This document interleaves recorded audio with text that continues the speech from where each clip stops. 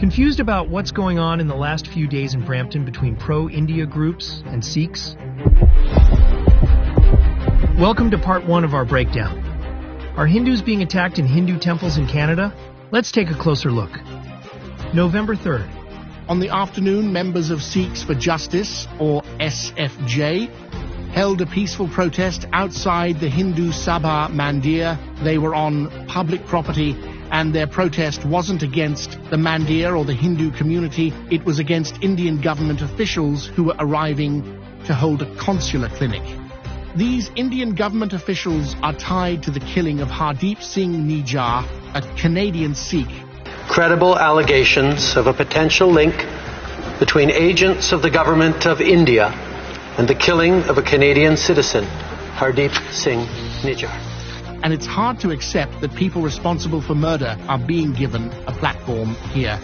SFJ has held similar protests at gurudwaras that have also given Indian officials a platform.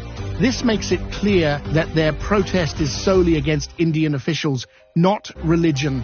But here's what happened next. The Mandir's pandit, or priest, encouraged people to get violent with SFJ protesters. Fueled by this, the attackers planned to grab bricks and sticks to launch their attack. Here is a clip of this. Then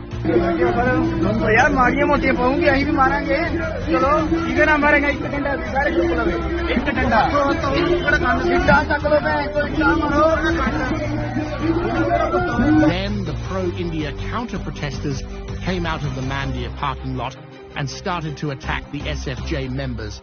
As the attackers charged, they shouted, "Long live Lawrence Bishnoi," referencing an Indian gangster who's part of a violent campaign against Sikh Canadians. They even went as far as threatening to kill the SFJ members.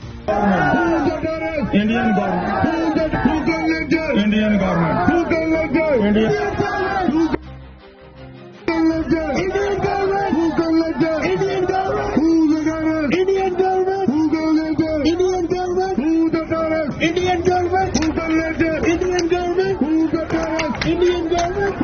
Naturally, the SFJ protesters defended themselves against these attacks, and the pro-India group quickly retreated back to the Mandir after being scared off.